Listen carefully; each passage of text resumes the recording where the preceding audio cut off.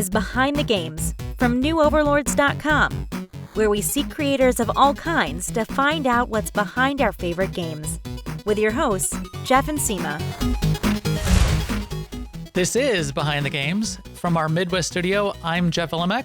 And from our Northeast studio, I'm Seema. Speaking of seeking out great creators to talk to, we are very excited to be joined by the multi-talented Kate Olguin, who's a game designer, producer, artist, and podcaster, as well as a prominent promoter of the Boston indie game scene, which we're going to talk about. Kate, hello there. Hello, great to be here. Thank you so much for having me.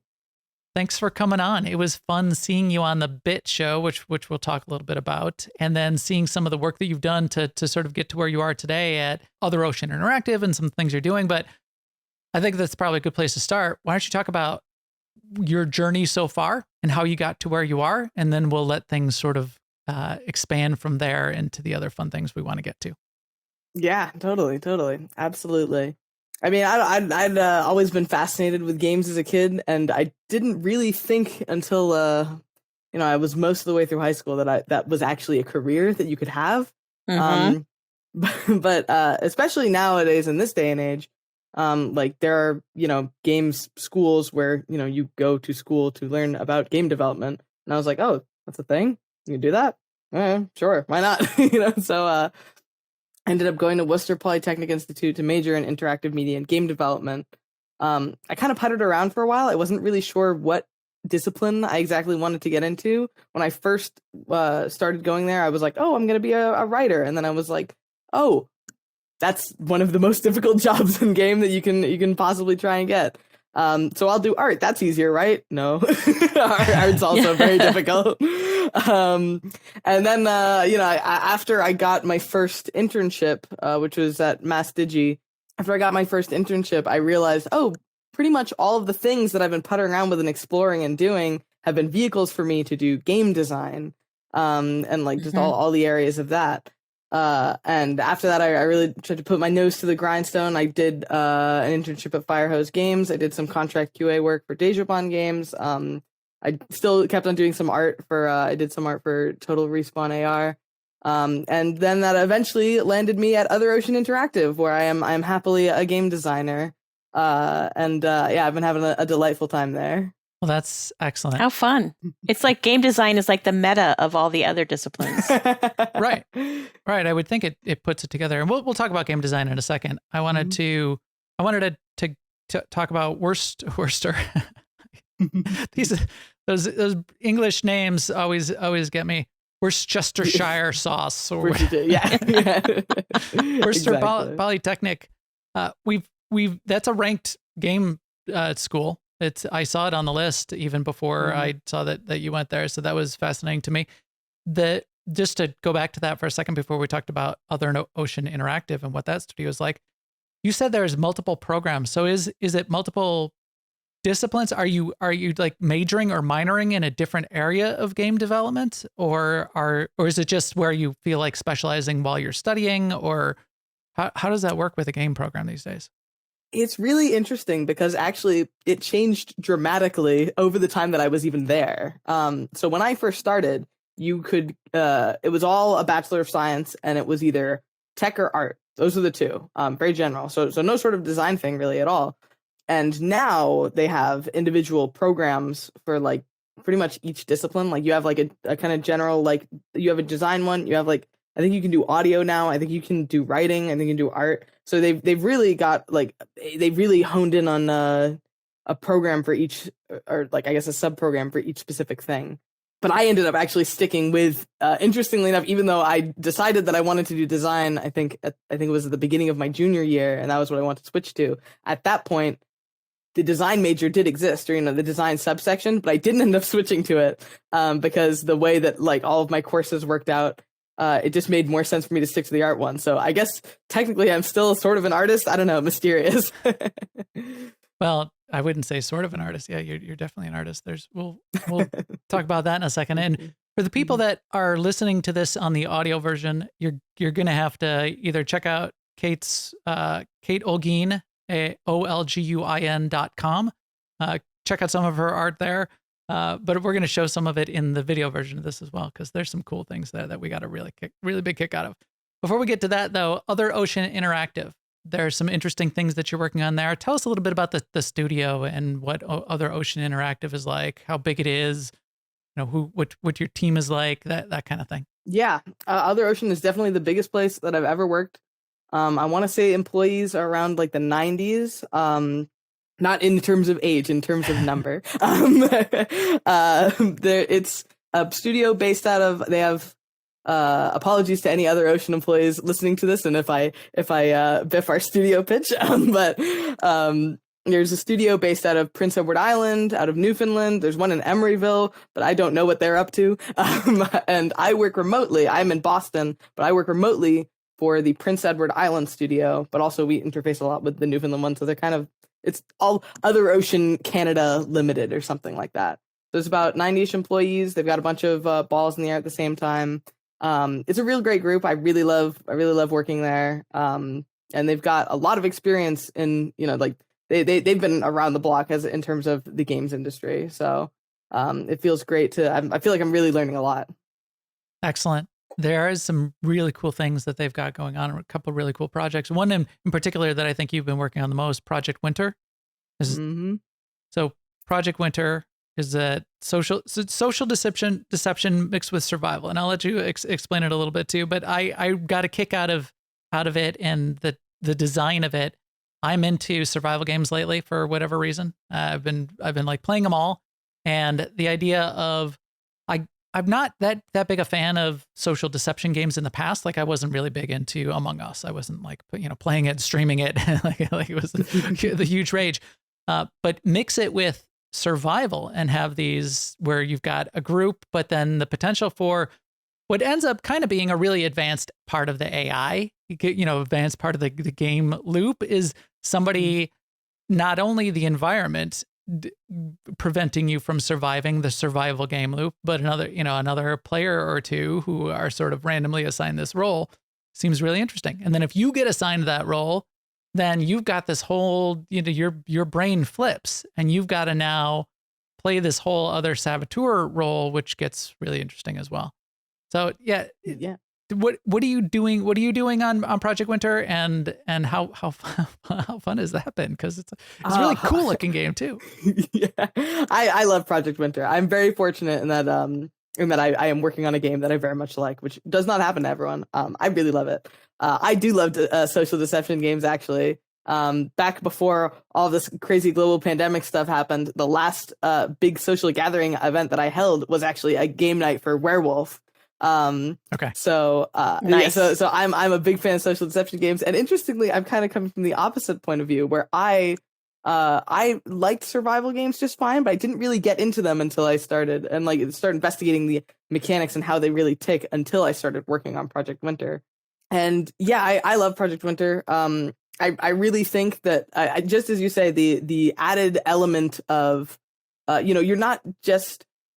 It's not just all about the lying. It's also about trying to escape, because the conceit of Project Winter is that you are a group of people in the Canadian wilderness, and you have to all fix a helipad, fix a generator, and escape.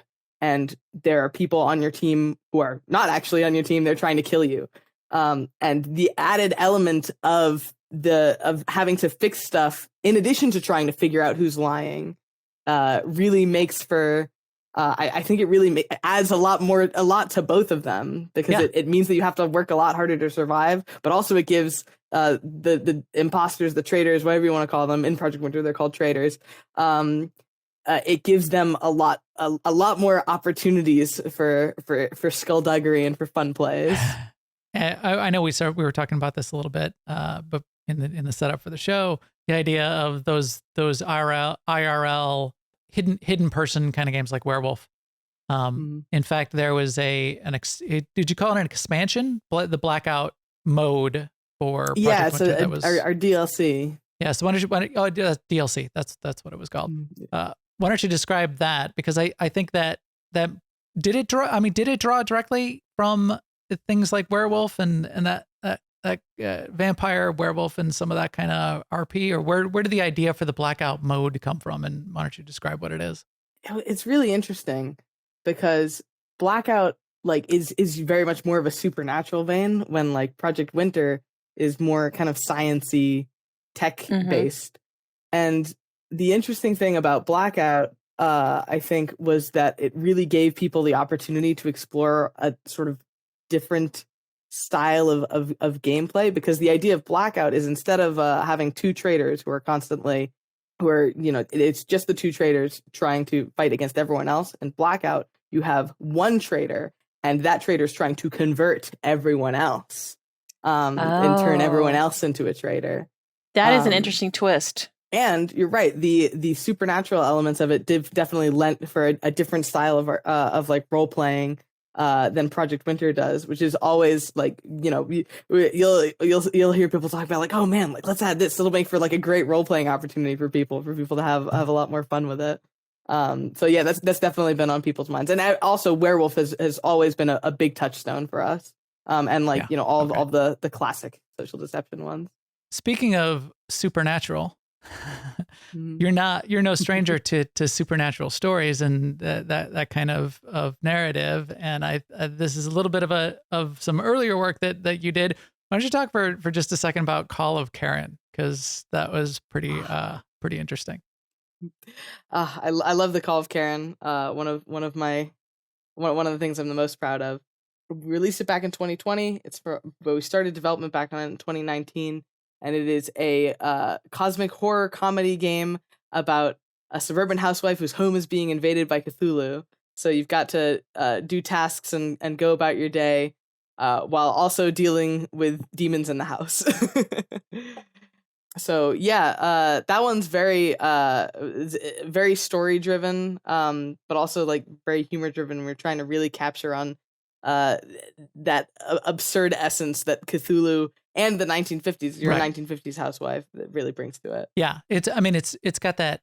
It's playing on that slightly misogynistic or overtly misogynistic kind of guidance that was given to housewives in the 50s that you can still find examples of, like, ladies, do you want to keep your man happy? Blah, blah, blah, da, da. Yeah, exactly. Happy house, happy family. You can, and then with Cthulhu layered on top of that. But so, but it's still also a little bit of a spin on those games where you're sort of the task oriented, or like the work simulator kind of games. Yeah. Again, with Cthulhu making the cooking implements fly around the kitchen and things like that. Cthulhu is the saboteur in this scenario. Yeah. So yeah, that was pretty fascinating. What did you do narrative on that, or did you do game design on that? Which parts did you do of the Call of Karen? Yeah, totally. The Call of Karen was a very small team. It was 4 people, including me. But we had like miscellaneous like playtesters and like advisors we asked for input. So I did a lot of even though it was very collaborative, there was a small team. I was heavily involved in the game design with that. Largely took point on it.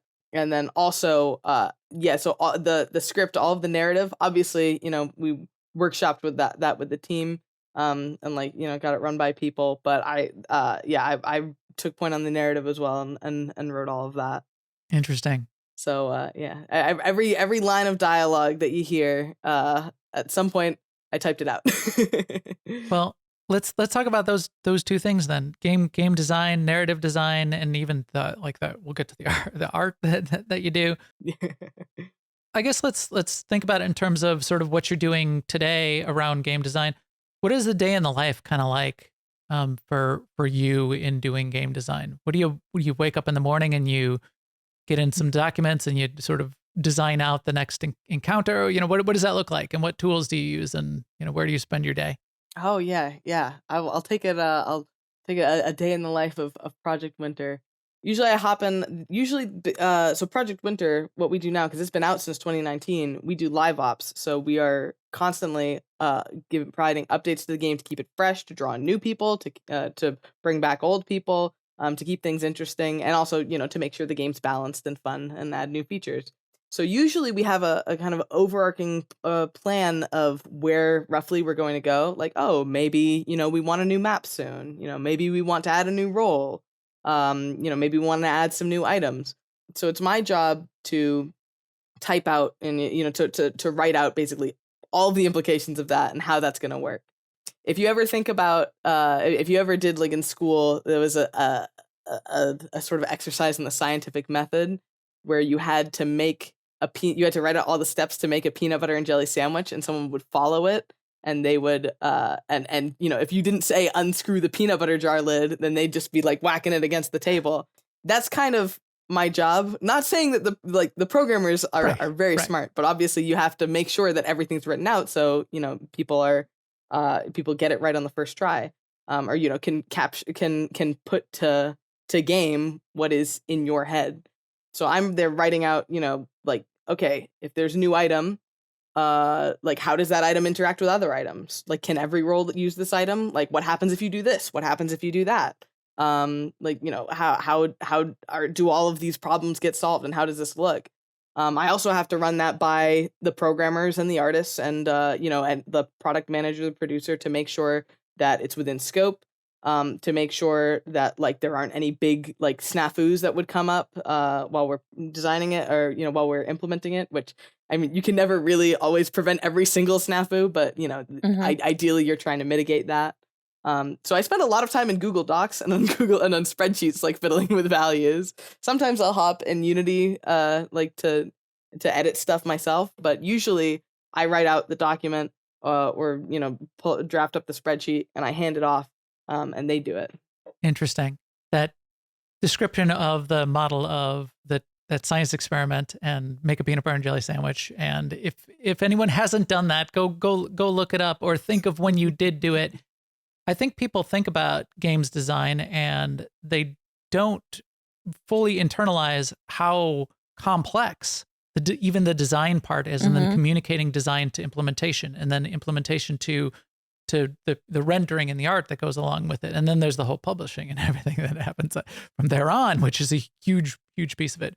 So people from, we see this all the time, people from a community perspective will say, well, why don't you just blah? Yeah. Why don't you just X? It would be easy. Yeah. It would be so easy to just, why don't you just add an ice pick? And, well, okay. Yeah. Yeah, no, exactly. Well, that sounds really fun. And we could potentially do that at some point in the future. Yes, it's thousands of man hours to do this thing that you think is just this one little thing. And this is why, because it's not just this thing in your head, just it appears in the game. So yeah, that's pretty interesting. You jumping into Unity, and I would expect with a smaller team, there is more crossover of roles, and being able to, and having experience with narrative design and art and, rendering assets in Unity and things like that is probably really, really valuable. In fact, we've heard that from other creators as well. The more you can understand everyone else's roles on the team, and the more you can cross over and go back and forth, the more valuable it is. Do you sort of see that in working with your team members as well? Oh, absolutely. Like, I'm nowhere near as good as an artist as the other artists on the team, but my knowledge of, like, being able to do art stuff means that I can help, I know that I'm not going to be like, all right, guys, we're going to add a new animal because someone has to rig that, someone has to animate that, someone has to, texture it. Right. So I know that, unless everyone's 100% on board with that and thinks that's the right thing to do, like, that's an idea that's off the table. And then with code, I can actually program, but nobody should ever have me do it, because one time I wrote a 500-line if statement.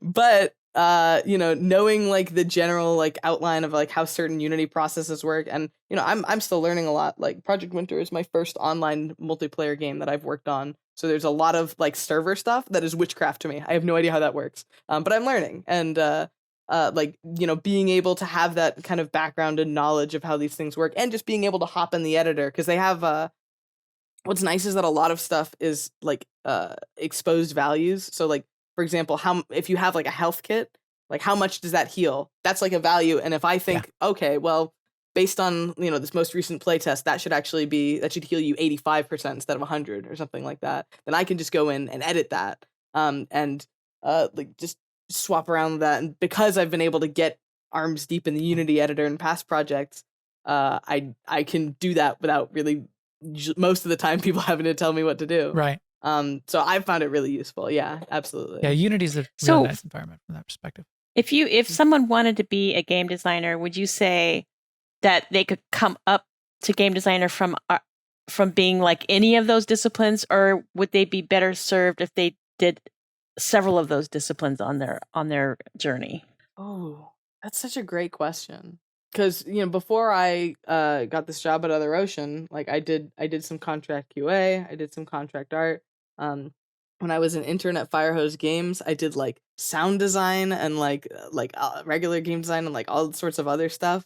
And I think, every single one of those provided me with a really valuable learning opportunity. I think it's good to know what you want to do, and it's good to have to drill in on game design or whatever discipline it is. But I think especially for game design, which is very cross-disciplinary, you're going to be communicating with like every other, you've got to be communicating with and considering, especially on a smaller team like mine. Or when I say small, I mean not AAA.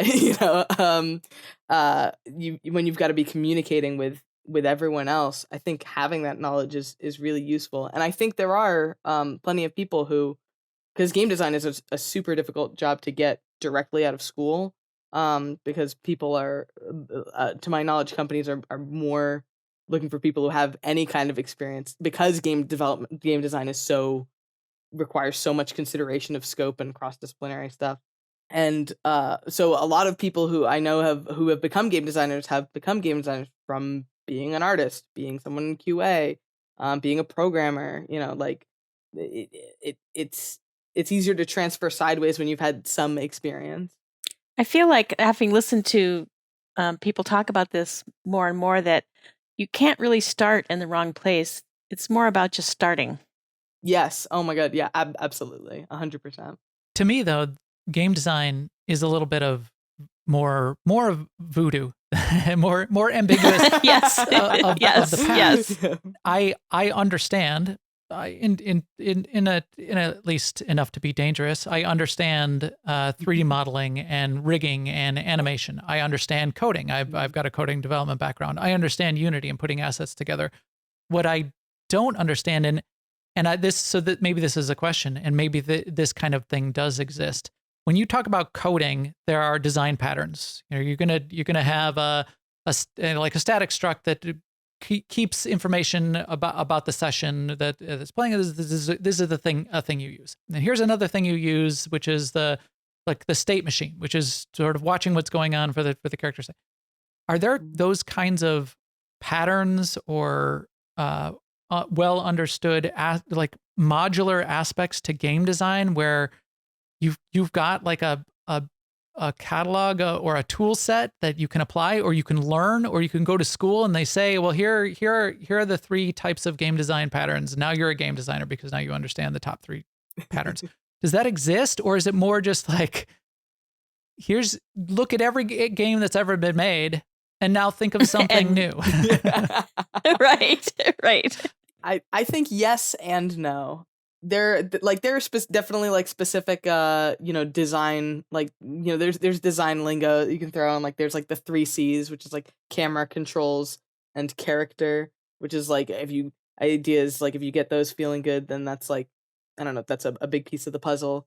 And then there's stuff like the concept of flow, which is talked about a lot, which is flow is like, everyone's gonna think I'm a fake designer if I can't remember what flow is. But it's like the intersection between like it's right when you're right at the cusp of when you're not bored and you're not like really really engaged, but like you're just actively paying attention, like you're actively engaged, right between like mastery and fun. Or I don't know. There's all sorts of things like that. But there are those. But the real important thing is like, is just being able to look at games with a critical eye and try and think critically about what makes a thing fun. And that's why I think that's why it's such a nebulous area, is because what is fun really? Right. There are like design principles you can do. Like there's actually there's this book that I've been reading. I read it a while ago and I'm rereading it, The Design of Everyday Things. And this is it's great because it talks about the design that goes into stuff like how your stove is designed so people can use it like just by sitting down and looking at it. I hope you're not sitting down while you're using your stove, or well, I guess you can if you want. But you seem like you've been on oven eye level, anyways. But that will really like this is like kind of only one piece of the puzzle, right? Because it shows you how people interact with stuff, but it doesn't tell you how it makes it fun. You know, the fun part is the really nebulous part. That's interesting. There's whole disciplines around design in general, aesthetic design, industrial design, user experience design, and I understand those actually quite a bit better. I've worked in industries and been related to those, and even done some of that kind of software design from a user interface perspective. I was a user interface designer at one point. Now, if I'm applying that to, I mean, that kind of the experience of the player, I guess that would be a core part of game design. I mean, you're going to have to design what the experience is, how you experience the world. And then the part that's a little more voodoo to me, although I can imagine, you know, I've got my own ideas for what's fun, is then how do you take a good feeling experience, you know, tactile, auditory, and, you know, animation and motion and control, and then translate that into then what happens next? And create gameplay loops and turn that into either the puzzle you're trying to evoke or the player versus player experience you're trying to set up and generate. That those parts of it are a little bit more nebulous to me, but I could see that. Now, if I think back to art, and we'll talk about your art next, but if I think about art, I understand art mechanically. What I'm not an artist, though.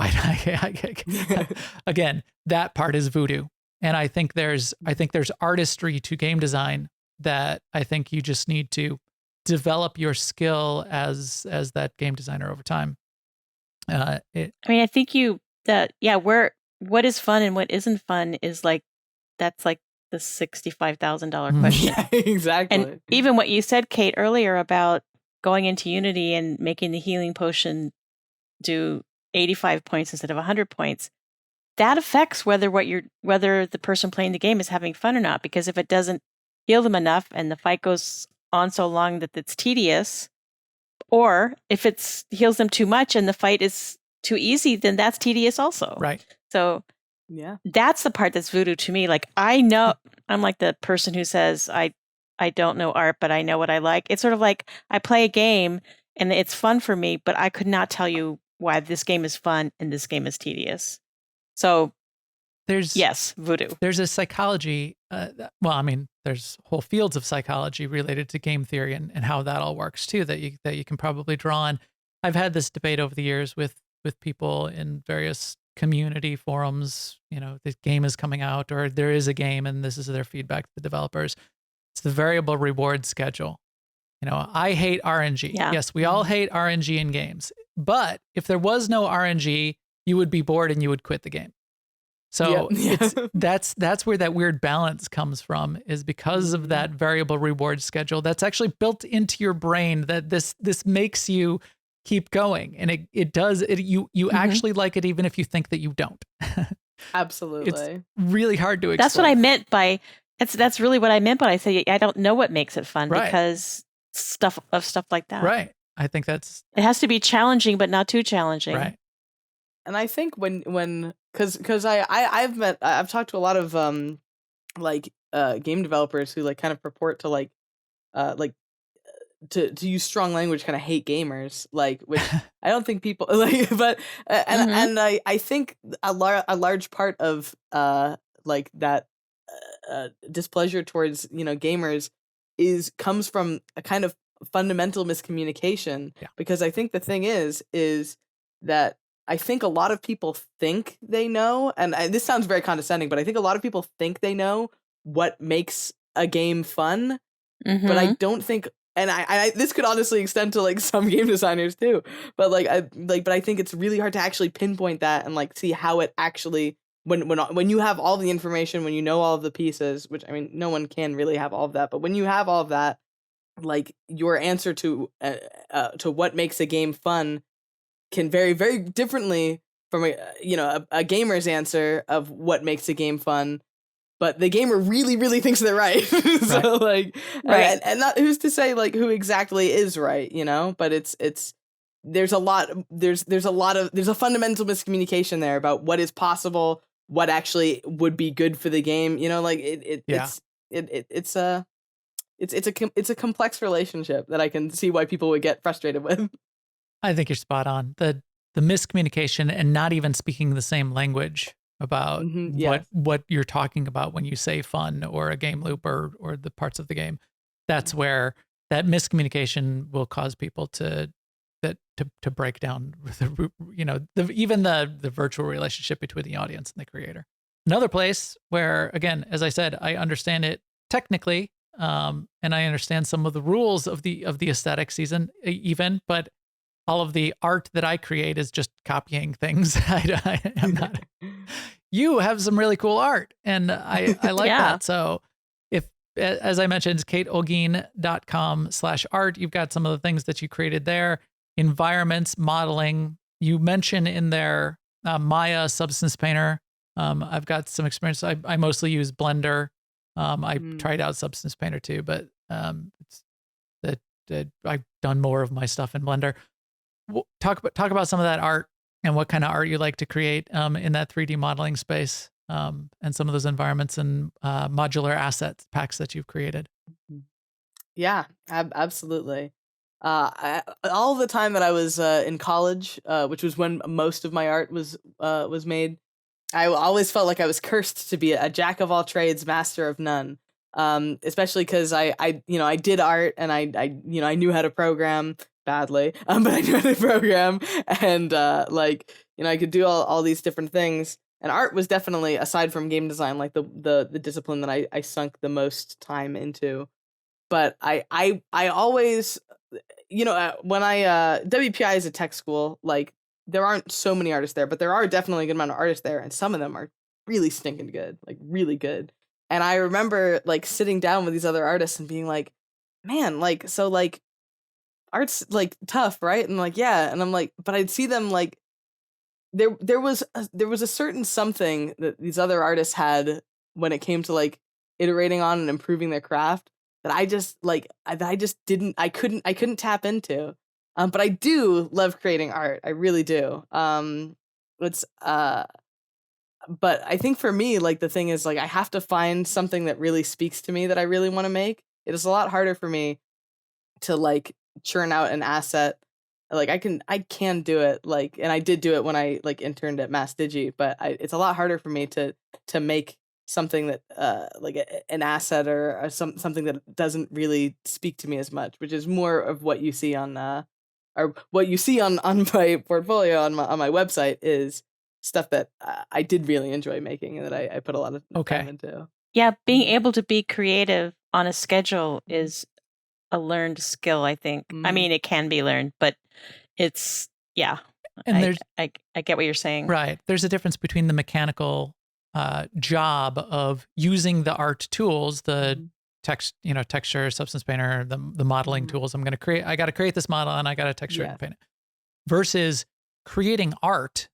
I would even say that that's not creating art, because art has a story. It has it evokes emotion. It tells a story, and that's when we were going through some of those pages, that the story that you could see being told, even just in the fun way, like the food court, the story of what's being told there, and the narrative design of what's going into just sort of what was modeled. That's the super fun part, and that's what makes it art, and that's, I think, what people need to think about. In my own beginner learning of Blender, I was in various forums, and people would do this very often, is they would do their first Blender thing or their 10th Blender thing, and they would take a Blender picture, and they would take the model and they would post it to the forum and they would say, look at this, and how should I improve it? And what they're not doing and what they're not thinking about and what they're not even presenting to the community is, well, what are you trying to achieve? What story are you trying to tell? Mm-hmm. And unless you know what story you're trying to tell, you better know it. Mm-hmm. And unless you tell someone else what story you're trying to tell, then there's no answer to that question. And there's a line from Alice in Wonderland. Alice comes up to the caterpillar and says, which way should I go? And the caterpillar says, well, where are you trying to get to? And she says, I don't know. And he says, well, then it doesn't matter. So it's that kind of thing. It's understand what you're trying to achieve, the story you're trying to tell. The one bigger project that I did, I first sat down, and before I even started modeling anything, I came up with the story for what I wanted to tell. And then I modeled what I modeled and added on to, and it was a droid. It was a Star Wars droid. People that are familiar with our other podcast, our Star Wars: The Old Republic podcast, that's the logo. You know what that droid is. That's a bounty hunting droid that was part of our show, and it's got a story behind it. But because it had a story, then I was able to say, okay, now I know what I can do and how I can improve it and where it's got to go from a artistic perspective. Right. Is it scuffed up or is it shiny and new? Right. And why? And why would you do that? And so without that story, you could put a picture of a droid out to someone and say, how should I make this better? And one person might say, well, it should be scratched and scuffed up. Another person might say, you got to lower the poly count. Another person might, and all of those might be right depending on the context, but without that story, it doesn't really matter. Okay, I've gone on and on about story.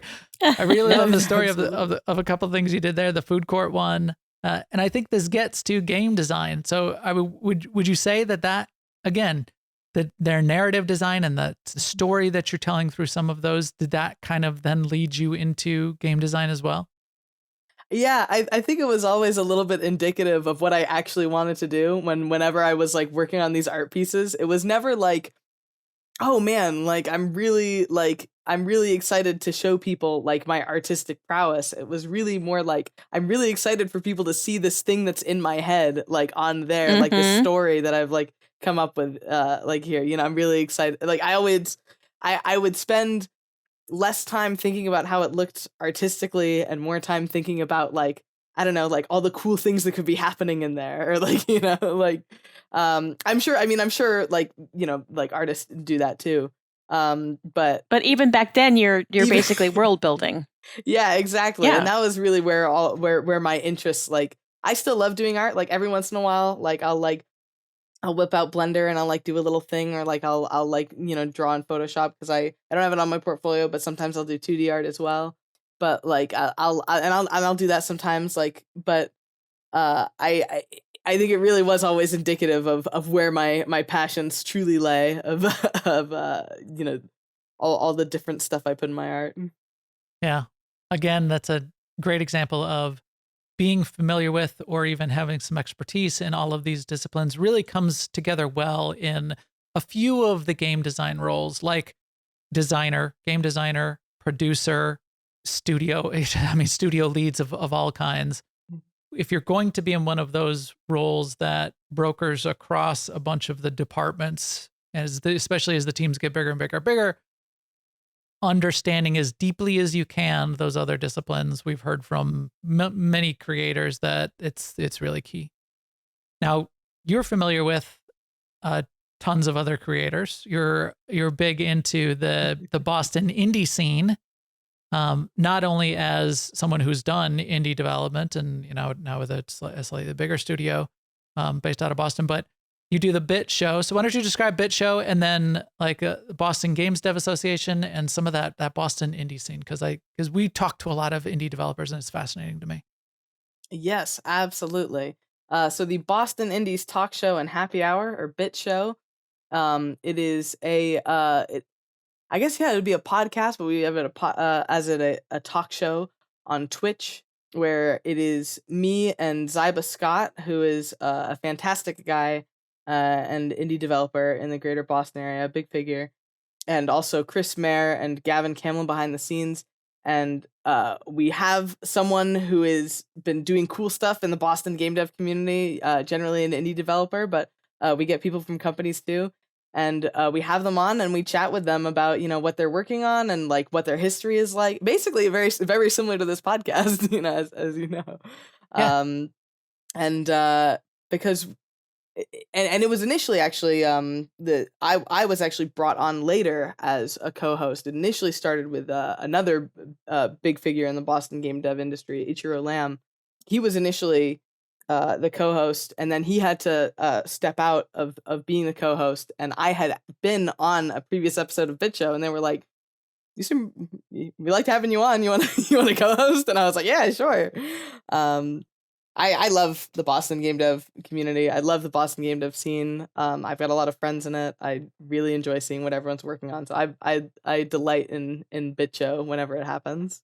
Well, it's no surprise to me that they picked you up as a host. I found you. I discovered you as Seema and I, as we're sort of looking at other interesting things out there to look at, looking at indie developers. And yes, you're someone that can talk and communicate, and that isn't always that isn't always it's another whole skill. It's another whole skill set, and you certainly have that. Thank you. Indie developers in Boston. Boston does seem like a vibrant community and a vibrant area for game development and indie development, and even bigger studios that have sort of spawned out of the Boston area. I didn't realize that, I think, until we started talking about it, and I looked into what's out there in Boston. There's a bunch of stuff going on the West Coast. There's a bunch of stuff in LA. There's a bunch of stuff in Seattle, because that's where Nintendo was, and Microsoft is there now, obviously, has been, and they're bigger into games now than they were originally. But maybe a couple other areas, maybe maybe Austin, Texas, yeah, maybe Austin, yeah. But and there's a few Canada. studios around Chicago. The studios that are around Chicago, I there's a couple that I want to talk to, but not as much indie developers. There's a few kind of like a bigger industrial studios around Chicago where they'll take on like a big porting project. If you want Assassin's Creed ported to the an Android phone, these big organizations that do that. Would you say that Boston's like that kind of? It reminds me of the music industry. Is this a place where if people wanted to go get into indie games, that this is a great city to go to and jam? And yeah, would it be a destination for that aspiring game designer?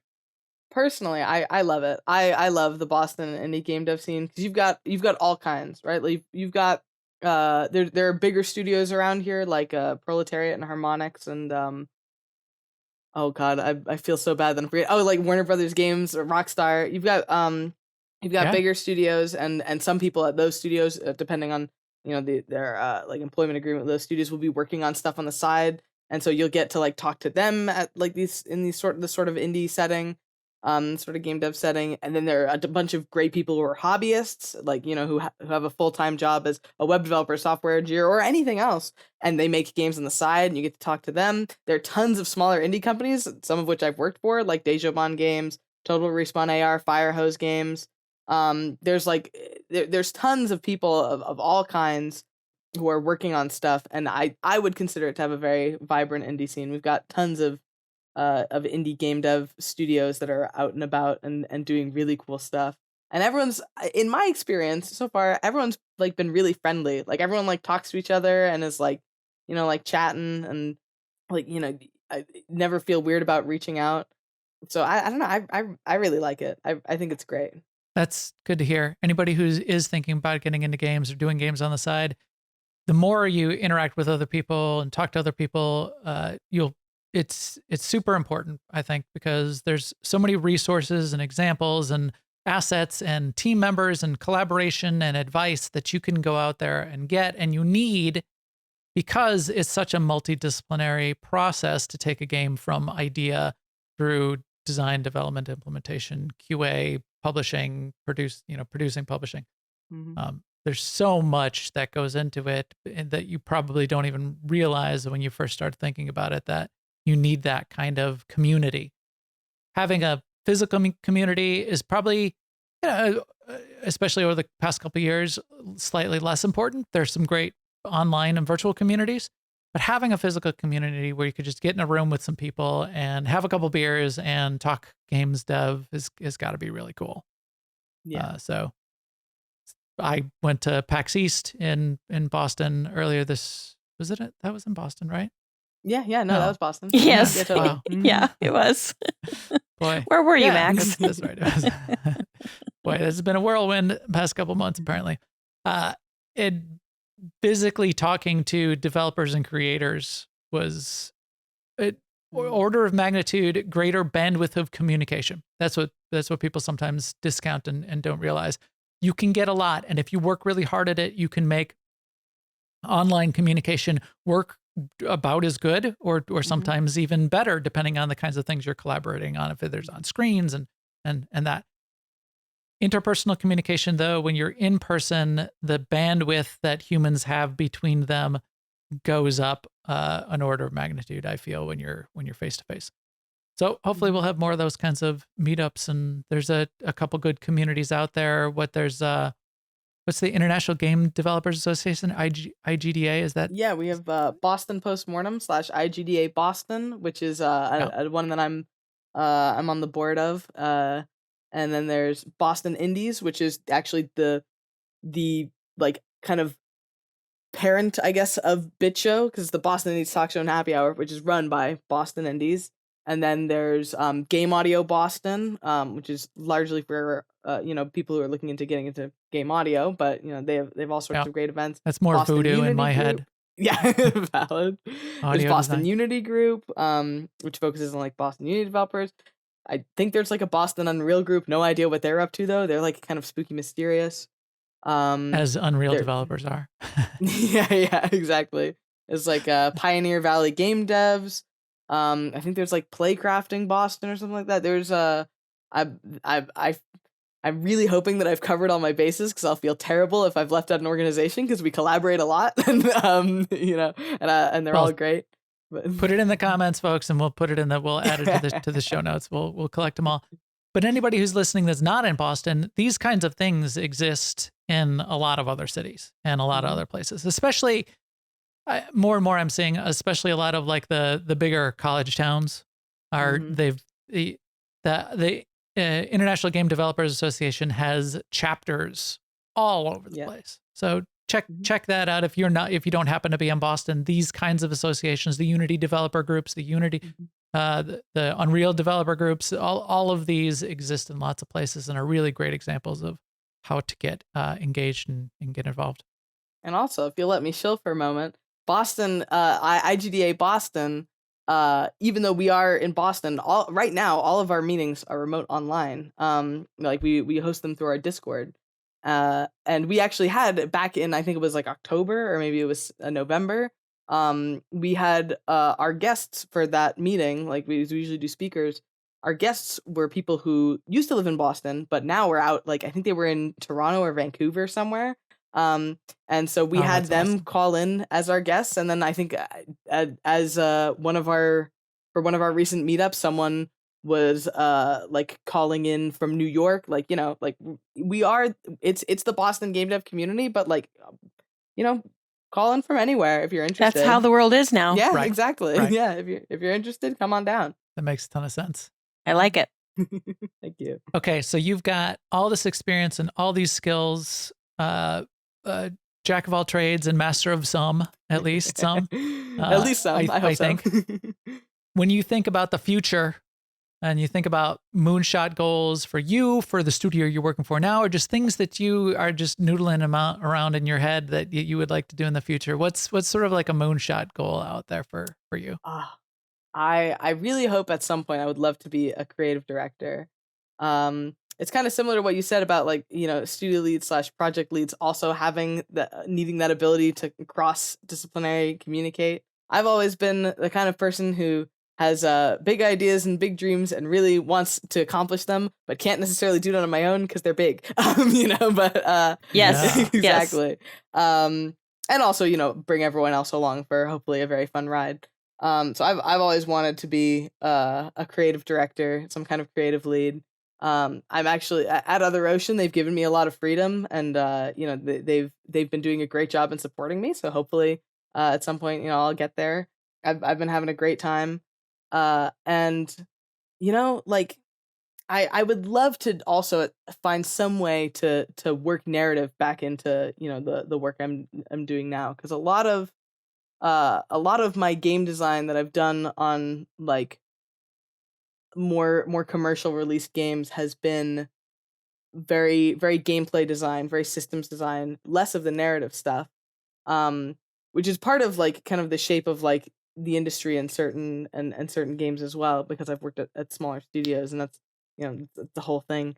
But I would love to get back into doing more narrative stuff for work. I think it would be a blast. But I've really been I've been having a blast doing just what I've been doing now. So Yeah, that sounds really fun.